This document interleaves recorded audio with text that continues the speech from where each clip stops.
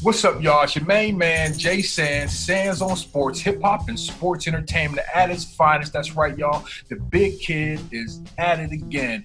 And today on the show, we have a special guest from New York City, my man, Matt Fingaz. Matt, welcome to the show, brother. Yeah. Jay Sands, what's good? Man, me and Matt go way back, yo. Way back. So, yo, this is how we do it, bro.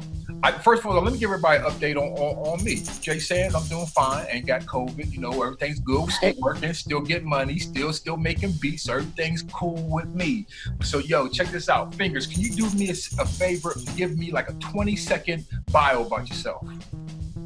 Oh, shit. Okay, just know who you are. 20 seconds. We're cursing and no Nah, cursing? we cool. Let it go. Whatever's clever. I started out DJing college radio, and then I loved vinyl so much that I was calling record labels up in 94. So I called up Blunt Recordings. They had Mike Geronimo, Royal Flush, Cash Money Click, all of that. Yeah. And Relativity had Beat Nuts, Fat Joe, Common, Phone, all of that. So basically, Monday, Wednesday, and Friday, I interned at Blunt, and Tuesday, I interned at Relativity for 2 years. I didn't know you were at Blunt, man. I used to go up there with Mood back in the day. I didn't know you were at Blunt. Mood? Yeah. Hey, Dante. You know, like. Yeah. Look. I'm texting Don. I'm texting Dante now to come on the Zoom. But yeah, I didn't know you were there, man. I used to. I was there when Mike Geronimo first dropped Shit's Real. Okay. Yeah. I don't think Mood was signed then. I think they were. I was there when Mood was there, though. Okay, yeah. Because I used to come up to Platinum Island and what's your boy named? Chappie Drake. Chappie's the one that hired me. Okay. Yeah. Oh, wow. You know what's ill? Chappie's the one that introduced me to High Tech and Kweli. Oh, wow. Right? Wow, so, I didn't know that. Yeah, Kweli was I guess he just finished up at NYU, you know, and High Tech was, you know, working on Mood and Royal Flush. He did one track on there, Shine. Yeah. So anyway, what happened was Chappie called me over one day and he said, man, Matt, he said, the mailroom hates you. The mailroom hates you. I said, why does the mailroom hate me? You waste all their supplies. Like, you wrap the shit like it's a Christmas tree. Yeah. Whatever. And said, well, if you can't work in there, we can't use your services. I said, you're firing me? Yeah. I'm working for free. Right? I said, matter of fact, I'm paying to work here. Yeah. Right? And what happened was I sat there and said, I'm either going to be an economics major and go back to school, or I'm going to take all these relationships I made, the Buck Wilds, the Beat Miners, the Domingos, all of that, and I'm going to go put out my own records. Because I had a friend named Brandon Himmel that put out Derelicts over in Japan. Okay. And this is before anybody was putting out vinyl, really. And I said, he had a check. And I said, man, you got $1,000? Yeah. You're rich. That's You're right. Rich. Yeah, he's rich to me. When you're 18 years old, 1,000 feels like bro, when you're 48 years old, 1,000 how about that? I mean, but basically it started from there, and then obviously Guess Wild started, and Mike Zoot and Lace the Booms. All right, hey, I got to put the brakes on. You're going too far. I just want 20 seconds. Okay. We're going too far. We're going to get into all that, bro. We're going to get into all That's that. how it started, though. So, yo, let's start with your favorite team, starting with football. Dolphins. I just played them in Madden, bro. I was a Dan Marino fan as a kid. Oh, from Pittsburgh. Right? From Pittsburgh. All day. Yeah. Right? Okay. And I hated the Jets. Because if you like the Dolphins and the Clayton and Duper, the Marx brothers, then you hate the Jets. But what happened was back in the day, we only had one team per channel. So I had to pick the Giants. So the Giants became my second team. And that's the only sport where I have two teams. Every other sport's one team. Okay, got you. And what about baseball? Your favorite baseball team? The Mets? I don't fuck with the Yankees. Okay, and what about hooping? Nets. The Nets. And what about Anybody who knows me, it's documented. Okay. I'm a Nets fan since Buck Williams and Otis Birdsong and Mike Pinsky. Okay. I tell you what, can we go into hockey? I used to be an Islander fan and a Ranger fan, but that stopped after Mark Messier and Gretzky. What you know about Mike Bossy? Mike Bossy, Islanders. Hey, check it out. I started an album out. And people be like, yo, Jay Sands, you rap but not flossy. Young, and I've been doing this here since Mike Bossy played for the Islanders. Please pass it on. If we're talking Mike Bossy, what's it called? In our raps, we know that we're showing our age right now. No doubt. So, yo, check this out. What sports did you play coming up? Baseball and basketball. Okay, what position? I played all of them. Actually, I played all of them, but I went to schools, like baseball schools and baseball camps and all of that. That was all day. And then, growing up in New York City, you couldn't play one-on-one baseball. No, you couldn't. So it became hard to just go out there. So basketball became the sport that you would play. And then I preferred shooting hoops than catching a mile-an-hour fastball. What was I going to ask you? You grew up in Manhattan? Yeah. Okay, got you. We have right now in the room my man, ex-MLB star, my man Desi Relaford, who just stepped in here to rock out with us. My man Dante from Mood is coming in, but he needs to turn on his camera and his mic so we can get involved with that. But we got Jermaine Sanders, baseball player. Oh yeah, I played. Yeah, I wasn't good. I wasn't good like Desi. Desi, what's up, man? How you doing, bro? What's going on, Sands? Man, we good, bro. Okay, we good to go. What's up, Matty? Good to meet you. Do you two know each other? You too. No. Okay, got you. Well, Desi, meet Matt. And what we were doing, Desi, we were in the middle of getting Matt sports he played. He was all-state in baseball. Not all-state. And all-state in basketball. Nah, I wish I was all-state. No. If I was all-state, I wouldn't be doing rap records. I know that's right, man. So, yo, Matt, I've never done this before, but I'm going to do it now. I like to get your starting five of a certain team, but this time I'm doing all New York teams. I need your top starting five, starting with the Yankees, all-time Yankees. Wait, 5 baseball players. No, Yankees. This top 5 Yankees. Top 5 Yankees. My favorite Yankees are Don Mattingly, Dave Winfield. Okay. You got to say Derek Jeter. I mean, how can you not say Derek? Okay. Let me see. I hate the Yankees. You're making me do it. Right? Word. Dante, what's good? Ain't got no sound, man. Oh, you good now? You good now, bro? You good now? Got the Natty in the house. I ain't got no sound. I can't hear nothing. It's cool. Keep on working on it. I'm gonna give you 2. I'm gonna give you 2 more, and I would say, Vera? Aaron Judge. You gotta go, Aaron. Aaron Judge is an animal. Yeah, he's just too new for me. I got to see more. You're talking about like classic? All time. I didn't like Ron Guidry. I didn't like Dave Rigetti was. You know what I like? Dave Rigetti was sweet. I'll give you Goose Gossage. I liked him. Goose Gossage and Thurman Munson. And there's a lot of Yankees, man. Well, hey, what you got? We're going to go to your team then. Top 5 Mets. And you can put Desi. Didn't you play for the Mets? Yeah. Okay, so Desi can be in the Mets too. That was the best. I'm going to just give you Strawberry, Gooden, Gary Carter, Keith Hernandez, and I'm going to throw one at Piazza. No, Piazza was good. Piazza was great. Piazza was what? The best catcher in the history of baseball. He was good. I just didn't like Piazza, man. I don't know. I didn't like Piazza, but he was good. I'm not hating on Piazza. He was good. Better than good. He was Hall of Fame. He's going to the Hall of Fame. So I stand corrected. Better than Todd Hundley was good, but Todd Hundley did steroids, so I wasn't right. Oh no! Well, check it out. I don't discriminate with steroid players, but what about? Remember Howard Johnson? Hojo was great, but Hojo would also bat 250 or 230 or 240. Hey, nothing wrong with hitting 240, 250. Oh, but compare. You know, Darryl Strawberry hit the ceiling Hey, in that's Montreal, okay? It ain't easy to hit a base. It ain't easy to hit Did two you see points. Darryl Strawberry hit the ceiling in Montreal, okay? Yeah. This dude hit the roof with the, like, okay, Mike Piazza after 9/11, okay? Yeah. That was classic. I was on first base when he hit that home run. I was that pincher in that game. Oh, wow. Yeah. Oh, that game was goosebumps.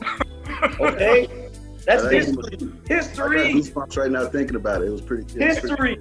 Okay. I like Kevin Mitchell. Yeah. I like, you know, there's a bunch of dudes. Kevin Mitchell with the barehanded grab, right?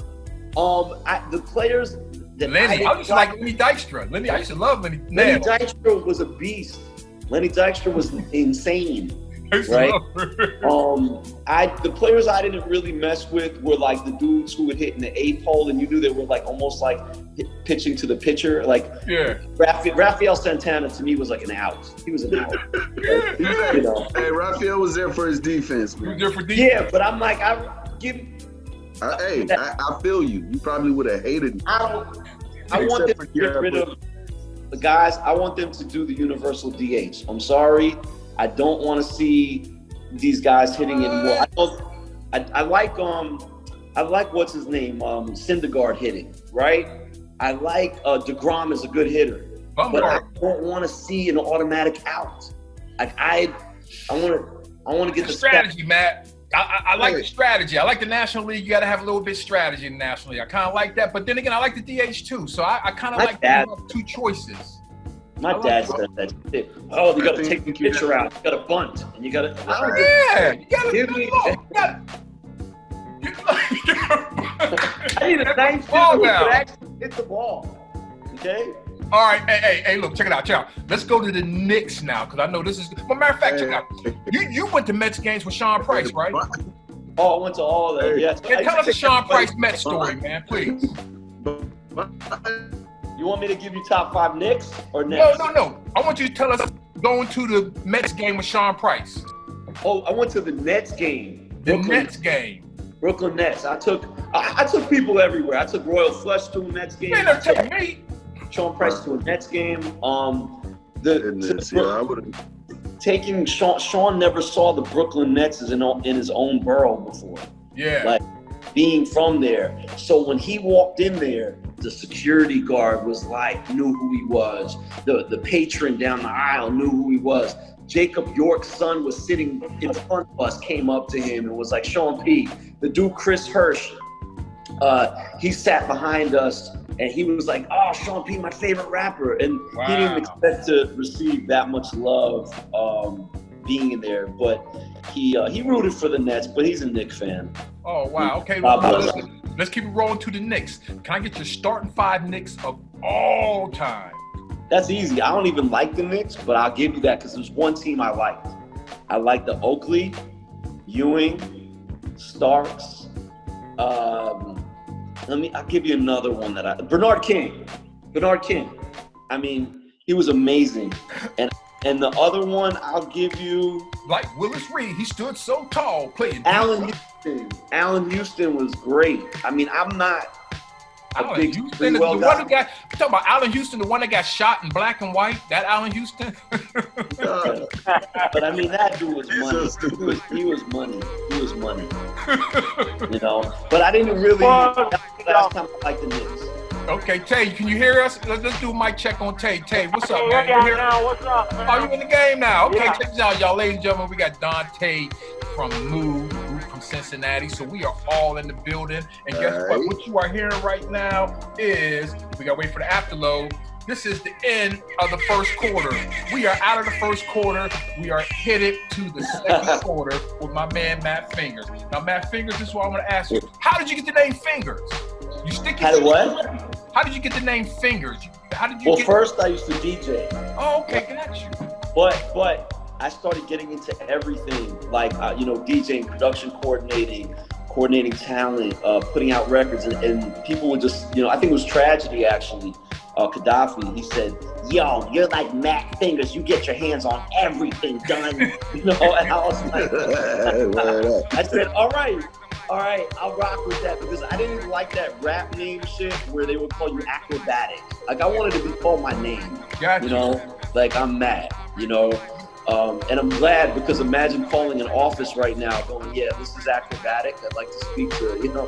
Hold on. Hey, that's my hey. Shout out to my homie. Acrobatic is my dude. In Boston. Oh, you know an acrobatic? Yeah, Yeah, my main man. Acrobatic is a dope MC. It was an acrobatic. Oh no, yeah, acrobatic from Boston. Yeah. From Shout out. Boston. Oh, he's a real rapper. Yo, he's dope. Acrobatic is dope.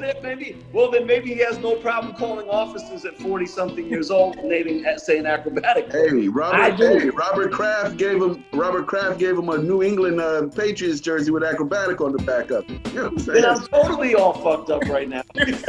Maybe I should have not named myself. I should have just been Fingers, right? Yeah, and I would have had the Johnsons and the Jets games have me over, you know? Check it out. I'm happy your name isn't Young Fingers or Little Fingers. Little Fingers. I sound like Dr. Evil. Yeah.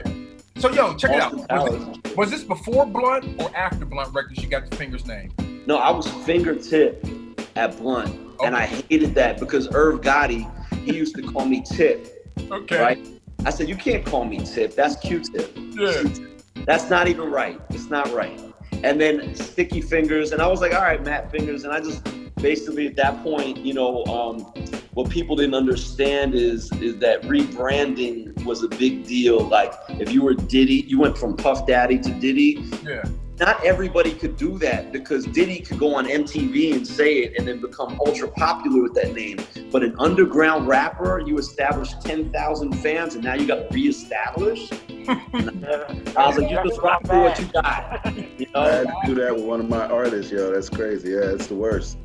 Hey. Yeah, you don't. We're not 2 Chainz and Titty Boy. It's just this is who it is, you know. Let me ask you this: do you remember the first time Mood showed up in the office? You know what's funny? I remember the first time the record was there. Okay, gotcha. Right? Because I didn't meet Mood first. I met High Tech first. Okay, gotcha. Right, through Chappie, and then but it was because he just was visiting. He didn't really come into town too much. Yeah. You know, until about, I would say, I used to see High Tech more when we started doing records, like I would say like 97. And then he would stay over the house and he would, you know, crash in the city, you know, in Brooklyn or wherever he was at. But I don't remember the first time I met, I think I only hung out with Dante. I don't think I ever met the other group member. Man, Flitto. Yeah, I don't think I met. What's that? You hung out with Maine maybe a couple times. I remember us coming to your crib uptown, man, from Brooklyn. Maybe you could have just been quiet. Maybe. I might be tripping, man. You know what I'm saying? It's been a minute, but it's good to see you anyway, man. Yeah. I haven't talked to you in a minute, man. Yeah. We go way back. I mean, did I see you in Covington also? Yes. Yeah. Like I went, you know, I drove Sands. I drove all the way. You know, I drove around the whole country for 7 years, right? And I drove to Covington, Kentucky to see High Tech in person a few times because I knew it. You're not going to get a beat from him if you are waiting for an email. Yeah, you're not. Boy, and you're lucky you got the one where you showed up. You know what's funny? I was blessed to get him I got him to rap. He said, man, not me rapping. Hell yeah, I'm not you rapping. Yeah. That's how you do it, man. You make them hot. Dude, you know what, Sands? That Covington, Kentucky was the first place I saw where every corner was tobacco firearms. Tobacco, everything was... It was all fucked up. In Covington, Kentucky. I'm talking about big gallons, some Canadian mist. Dude, the AA meetings next door. Whiskey capital of the world. Yeah. That felt like 1968. Like I need to get out of here. Oh, definitely. Yeah. Now it's the opioid. Ain't it the opioid capital now, Tay? I mean, something like that, man. You know, Mitch McConnell run Kentucky, man, so you already know what that's about, man. Yeah. So, Matt, what made you start Guess Wild? Where'd you come up with that name? Basically, in 96, I put out my first record with Lace the Booms and Buck Wild and Flush and Mingo. And everything we kept doing was like a wild guess. Like we didn't even know what we were doing. And I was like, well, I don't want to call it wild guess because there's wild pitch. Okay, yeah. right? So I was like, now let's just flip it and we're gonna call it Guess Wild, like get WHYLD. Like we don't know what's next. But with the label, I always wanted to do like a high level of production. I never wanted to compete with Joe Schmo. I always wanted, like Keith Murray record was out, and a Black Moon record. I wanted that record on Stretch and Bobbito or whatever to play right at. Yeah. You know what I'm saying? Yeah. And that was the best part of it, honestly, until distributors try to become record labels. Yes, they did. And so your first vinyl pressing was the Buck Wild produced pressing? Wow. Cut That Weak Shit by Buck Wild, and the other side was Ain't No Secret with Domingo. And then the one where it started really rolling was High Drama with Mike Z. Yeah, High Drama. Tech did the remix of that, right? No, he did the original. Oh, okay. I thought he did the Sean J. Period did the remix. Wow. Hey, man, we were around some great producers. I wish Dante was here, because I don't know if you remember back in Blunt, but I think it was Buck Wild made the I Got a Story to Tell beat for Biggie. Yeah, I have that on cassette. I have it on cassette too, bro. It was because Buck Wild, when Move was doing her album, Buck Wild, Easy, LP, all them dudes was in Platinum Island shopping their beats to Move, and you know what I mean. So I ended up getting the Buck Wild beat tape. I took back to Ohio. Those were the best. '95, and I'm like, why didn't Move pick this beat for their album? Then like 3 years later, I heard it on Biggie's album, man. You know when people had that beat? What's that? Foxy Brown had that beat. Oh, yeah. H had that beat. Wow. Multiple people. Like, I'm glad. Thank God Biggie got it, because I don't think Biggie got it. Like I said, I remember that it was like summer '95. We riding around Cincinnati, banging that beat, freestyling on. Nobody. I'm like, damn, why don't y'all get that beat? But again, hey, history. It is what it is, man. So check this out. Indie hip hop in the late 1990s was real big. Actually, what brought me into the musical world. So, can you explain to people who really don't know how big indie hip hop vinyl was in the late 90s? It was amazing, because it was the first time you could quantify sales. Meaning, like, okay, if I do this record with DJ Premier and I pay $5,000 for it, then I'm gonna do pre-orders through Fat Beats. They're gonna get 10,000 through Japan, Germany, wherever. Now multiply that times $2.75, subtract your costs, and you knew what your profit margins were on sales.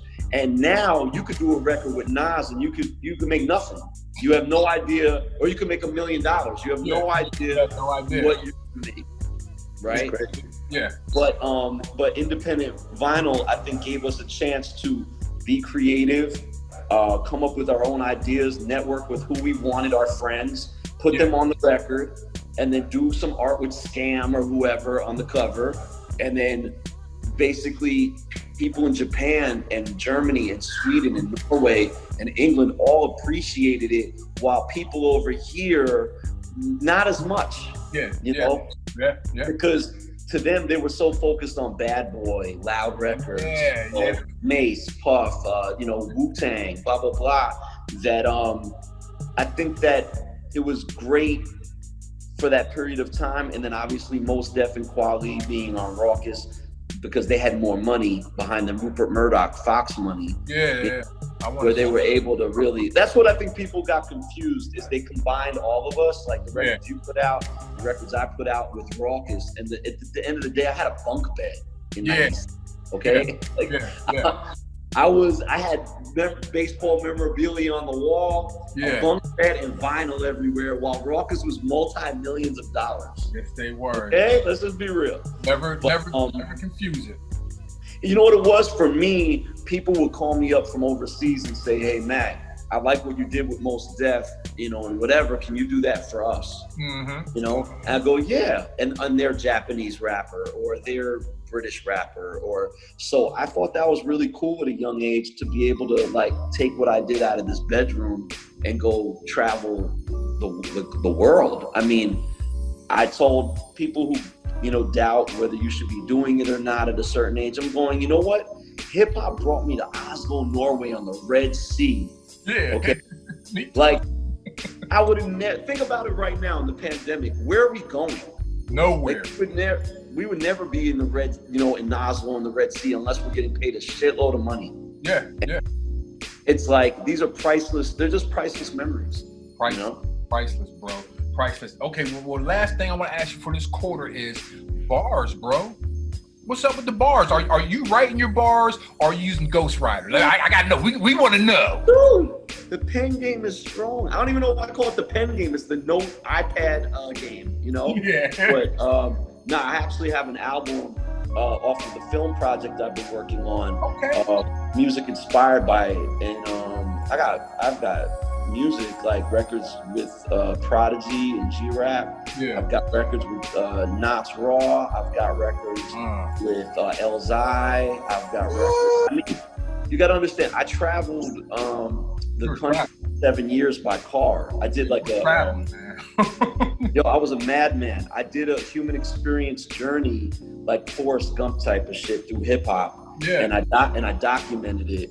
And I did music in each city I went to and captured the moments we were experiencing. It wasn't just rapping for the sake of it. It was like me and High Tech were talking about like, manifesting our words into life. He said, I'll put it in the air. Let's do that. And he said, I made a beat last week called In the Air. And it was just kind of like a very organic way of creating. I don't lean on it to take care of myself, but I constantly raising my bar. Okay. So I don't like to do anything half-assed. Okay, so when I hit you up for a 16, it's a go then. Okay. I'm gonna surprise some people. I have Scott Storch on the album rapping. I got Steve Bell on the album rapping. He was hitting with Scott Storch and them heavy a few years ago. Yo, I have some weird songs. Like That's good. I got Jazzy Jeff. I got a lot of shit, bro. Hey man, hopefully you're talking about aliens and giraffes and psychedelic stuff. Hopefully that's what you know what I mean. For that. You know what? The pandemic allowed us to be very creative. Yeah. I was listening to yesterday Leaders of the New School, and I was listening to what they were talking about, especially like Sound of the Zeekers, and it's like. Invisible Black, he wasn't talking about nothing. But it was dope. The styles were dope, I guess. You know what's nice? Like I knew when they started announcing that they were going to shut down the States. I was like, I'm going to be up in this crib for like 2 months by myself. I knew it. So I basically have a computer. I'm in film school right now. So I put myself back in college. Okay. So I didn't really announce it. This